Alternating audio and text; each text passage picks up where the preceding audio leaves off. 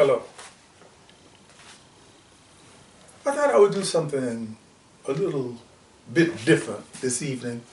As you all know, for those who've been watching, my name is Odie Hawkins, and I'm promoting a collection of books I've written over a period of time. It's hard to say how many years, but I think this represents about 20 years. I was trying to do a book a year at one point, or sometimes maybe two, in addition to the screenplays and the television shows and radio plays and different things. No wonder my friends call me the Underground Master. Anyway, today I had a little urge, maybe it has something to do with the weather, to reveal something what happens in the life of a writer who goes to a publishing company that is, for all intents and purposes, sort of a scam. That's a strong word, but it fits. A scam is when somebody is scammed out of something. It doesn't necessarily have to be money all the time. In this case, it was money in addition to a whole bunch of other things. Let me cover one by one. Let me start at the beginning. How about that? In 1972, I had an agent, Stu Robinson, who took me to a publishing company called Holloway House. And I'm not going to mention the name of the publisher or his assistant or his co-conspirator, but let me just give the initials. One was BM, and the other was RW. BM sounds like something like that you dump somewhere, but that's just simply a synonym, put it that way. The first published book was called Ghetto Sketches. I think I've referred to this at the very beginning. This is not the original cover. The original cover had a man, a black man, a bum, who was cornered by a rat. The man is sitting in a corner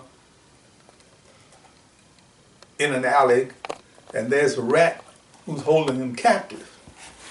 I was very displeased with the cover. My very first published book from Holloway House.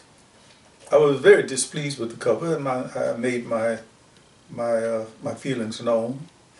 And we had discussions about it, the publisher and his co-conspirator. It was the beginning of a very, I don't want to say negative, but it was very, very unhealthy relationship for a period of years. It lasted over the course of 17 books. Someone says, well, why write 17 books and have them published by a publishing company that you don't feel good about? At the time, I'm talking about from 1972 onward, it was very, very difficult, and is still very, very difficult for a African American writer to be published. There's Third World Press and some other African American press who don't have the resources or the distribution that many of the, Random House and Little and Brown, all the rest of them have. In this case, going back to Holloway House, two very smart white businessmen took a good look at the market, and they came to a conclusion. The African American market was not being served. So they decided, smart businessmen, I don't take anything away from them. If you're in business to make a buck, then that's what you do. You look at the market and you determine where it is that you can make your bucks from. They decided to begin to publish something they called Street Lit.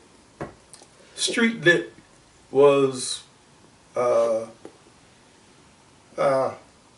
you can say, ghetto at its worst. I mean, there have been some very great writers come out of the ghetto. I mean, James Baldwin came out of Harlem. Uh, Richard Wright. I mean, you can name a whole bunch of other people. Anyway, this relationship started off with Ghetto Sketches, and over the years, we had something like a fist fight go on as I turned in each manuscript. Now, understand, I'm frantically casting about for a better deal with a better publishing company. But in most instances, and it's not simply because I was only writing about the ghettos of Chicago, so I was dealing with socio-political issues as they affect the world.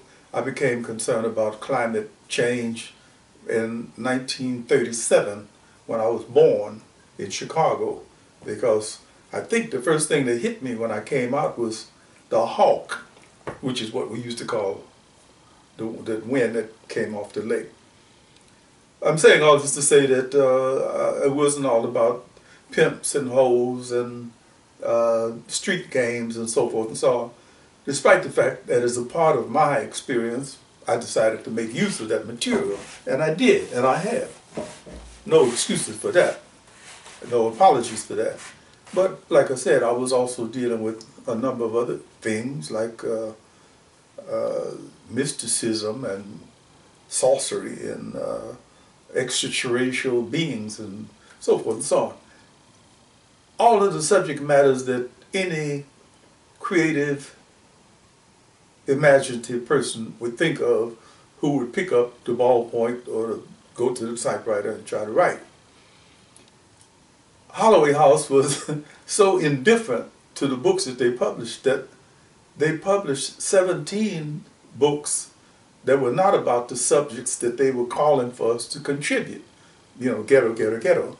As a matter of fact, I wrote 4 books for them that I could definitely call ghetto, ghetto, ghetto. The rest of them dealt with almost everything you could think of, but since they didn't pay any attention, very much attention to what they were publishing, they just published these books. In front of me, I had a little chorus line that might be called Iceberg Slim, Donald Goins, Joe Nazell, and myself. So it means coming after these 3 gentlemen, you would automatically be assumed to be writing exactly what they were writing about. I wasn't. Like I said, on several occasions I was. Out of the 17 books, maybe 4 would be considered in that genre. But it was not only that genre, but many others. Out of the 4, that was that. But then, I'll put it this way, out of the 17, I had 10 good books, and I think about 5 superior books. And I'm reaching down here on the floor for elements of my career to pick up and show you. We went through this. Iceberg Slim had his Pimp and several other books. Donald Goins had 16 books published, depending on what kind of information you get, according to the best information coming from some of his relatives. He only wrote 6 books, but he had outlines for other books, and after he died, it appears that his material was fleshed out by someone who knew his style.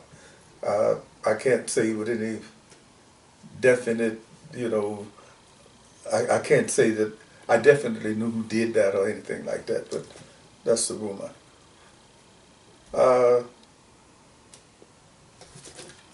This is something that tells you a bit about what I'm talking about.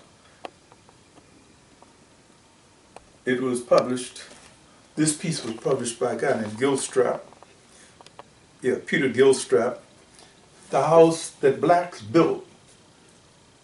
He's talking about Holloway House, because we did that. over time, they had a number of people come from jail and have a book published. Some people were writing. I actually saw manuscripts that were handwritten that were brought into the publishing house, which might have been an unheard of thing at Little and Brown or Third World Press or someplace, but they were interested in making the money. 17 years, 17 books, which, yeah, 17 years, 17 books. And all of a sudden, one day I looked up and my residuals, which were always quite small in comparison to the number of books they sold. The reason I can say this is because I made friends with the guys who worked in the shipping department in the warehouse, and I could go to the warehouse and, you know, slip somebody $20 if I wanted 10 or 15 extra books to pass out at Christmas or whatever. And I'm asking these guys, how many of my books, let's say, Ghetto Sketches, how many of these books do you sell per quarter, you know, like every 3 months? Oh man, pallets. Really, how many is in a pallet? You know, I don't know, 500 or something? So you're selling 500 books to different people on a daily basis.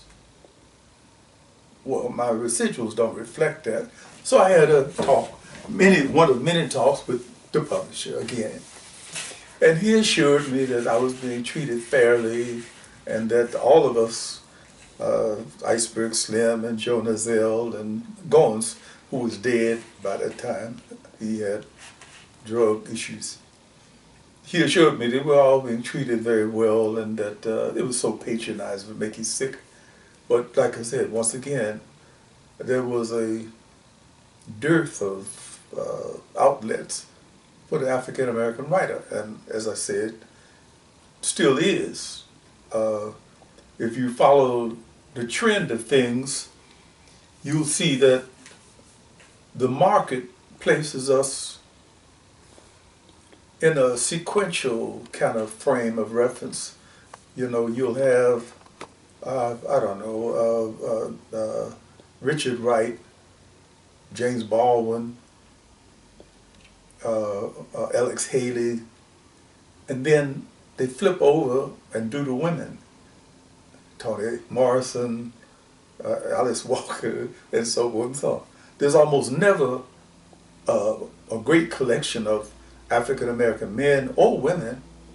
I'm sure that Octavia Butler was not the only black female who was writing science fiction, but she was the one who surfaced. You have to take what I'm saying and screen it and strain it, because some people will say, well, there are many more black writers being published these days than ever before. Well, there are many more black writers who are writing than ever before. I'm not saying that all of us are writing superior works, but at least we are writing. As a writing teacher, instructor over the past 40 years, I can tell you I've seen some really, really awful writing, and I've seen some very good writing. I have to mention the bad first. Okay, pulling around to Holloway House, not receiving any residuals as usual, even little or big. I got in touch with the publisher. So, hey, what's going on, BM? Oh, what's going on about what? No residuals this quarter, no royalties. I know you stiff me usually, but this is really a stiffing. How's it? Oh, we don't own your books anymore. What'd you do? Burn them up? No, we sold our assets to Kensington Press in New York. I believe this was in 2008. 2008. You sold your assets to Kensington Press in New York. Yeah, it was hard to process that. Yeah, your books, all of your books, all of your material. So I knew it was senseless to try to argue with him about it. So I decided to go to my unions. I believe in unions. National Writers Guild, National Writers Union, Authors Guild, and the other one, the third one. Is that something I'm paying them fees, and I can't remember the guy's name. Anyway, they looked into it. The Authors Guild was heads up about it, and wrote letters on my behalf to Kensington Press, notifying them that if they were not in tune with the idea of reissuing my works, then I was requesting a reversal of rights and so forth, which I have achieved in record time, something like less than a year. Screenwriters Guild, National Writers Union, Authors Guild, those are the three.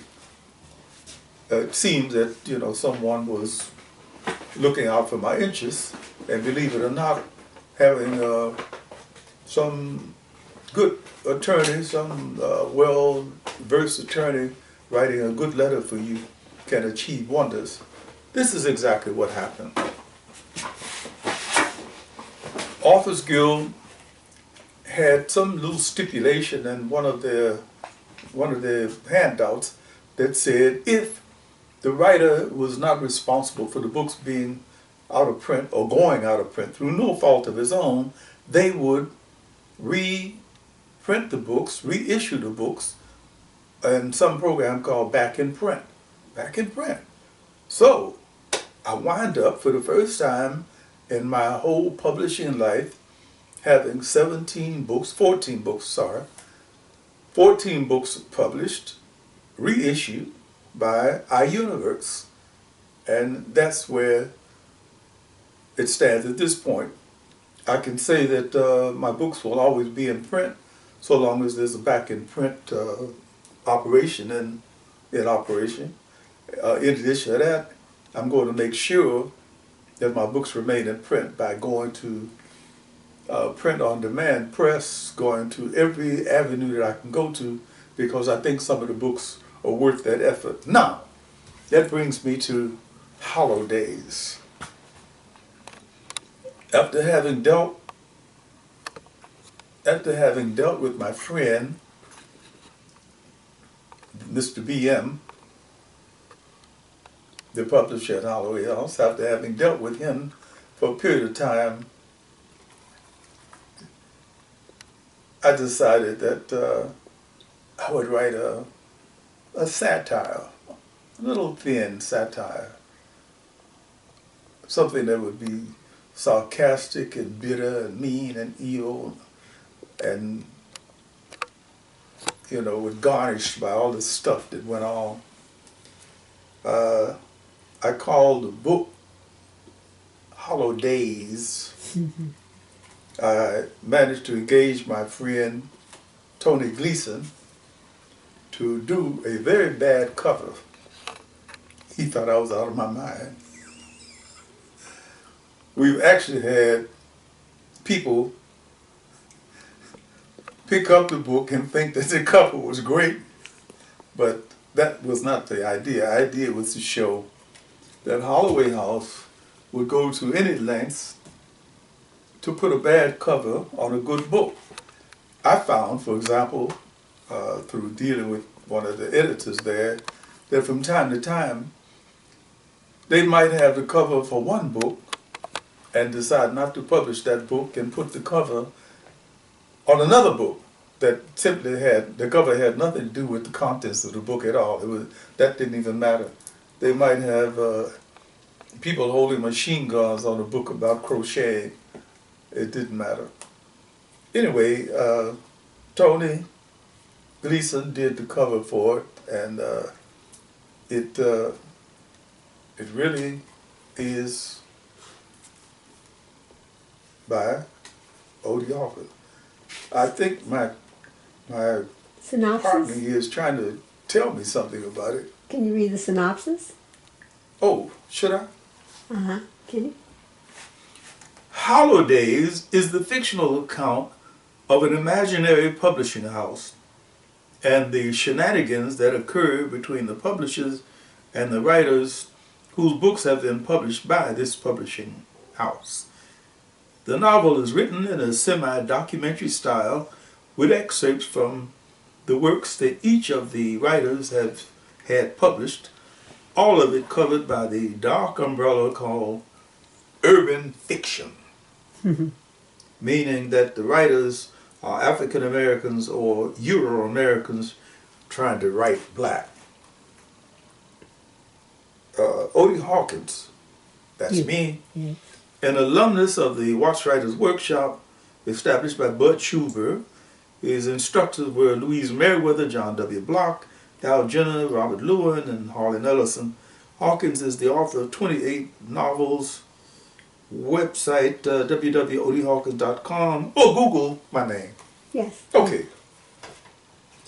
Thank you. This is the book, the satire, and all it does is make real hard, nasty fun of someone who was so tasteless that they would make anything that had any kind of substance and beauty to it into something that was crude and unreadable. I mean, in many cases, they would use, I don't know what the printing situation was like, but they would have one page reprinted 3 times and so forth. At one point, I was thinking, wow, these must be collector's items, you know, with book with 2 pages, with 1 page printed 3 times. And then you read some of the other books and discover they got other books with 2 pages printed, 1 page printed twice. What was the royalty check that you received that made you question if you were being paid correctly for royalties? I refuse to discuss it in open company. Oh, okay. But it was a larger amount than normal. I might have the IRS come after me for receiving too little money. Well, that's it. You got too little money. The place was so corrupt, it was funny.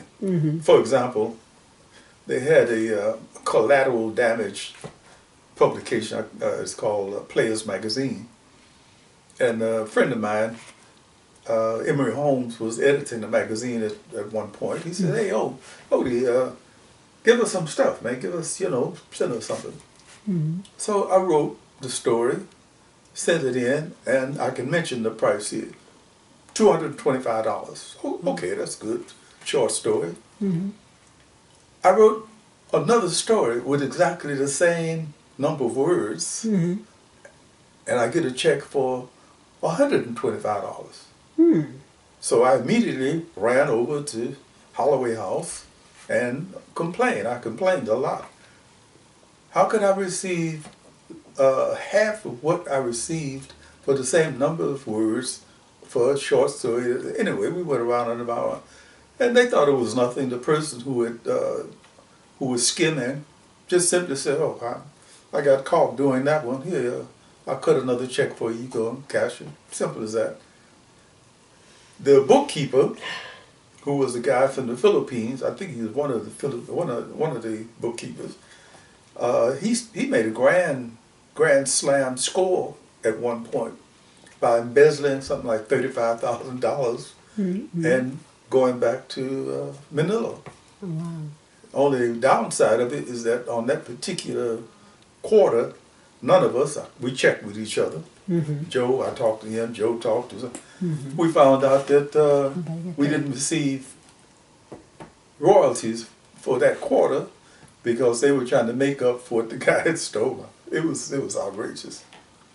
We had conversations, we had confrontations. It never got to the point where we were going to stab each other or anything like that. I did go over there a couple of times with my knife. I was going to pull it out and frighten somebody, but they had been frightened so many times that nobody thought anything about it. I go into the editor's office, who's a good old boy from Tennessee, I think, somewhere. Well, over there, good to see you. I say, hey, you know what? I didn't come in here to be friendly, man. I came in here to take somebody's head off, I hold my knife up. Say, well, not me, huh? I said, no, not you. But those people in that door said, well, you know, the word had already been passed. It was faster than drum beats. Go knock on Bentley's door. Nobody there. He has only one exit. He has not been seen leaving. But I understand they took all the doors off the offices. That was the other thing that was kind of funny.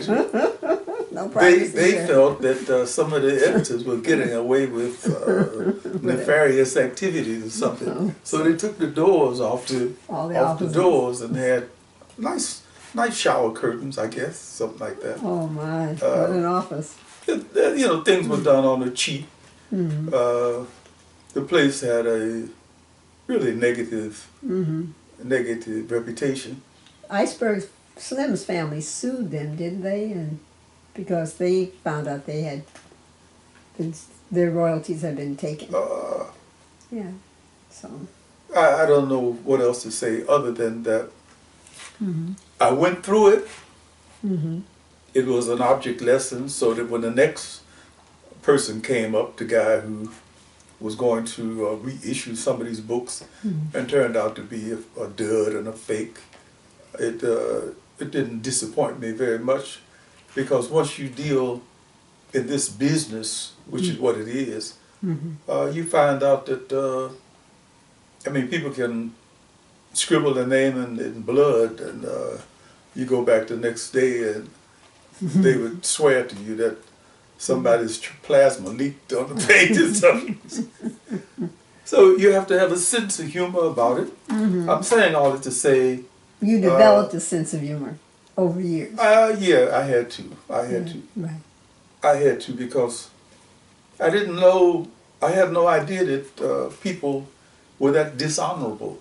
Yes. I was under the impression that, you know, writers and people, you know, smoking pipes and talking honorably to each other and all of that, that meant something. The word is their honor. But The word, they had to I give you my word. Yeah. And then you find out the following day or the following week that the word that they gave you was false. It was a false word. It wasn't even a real word. It was,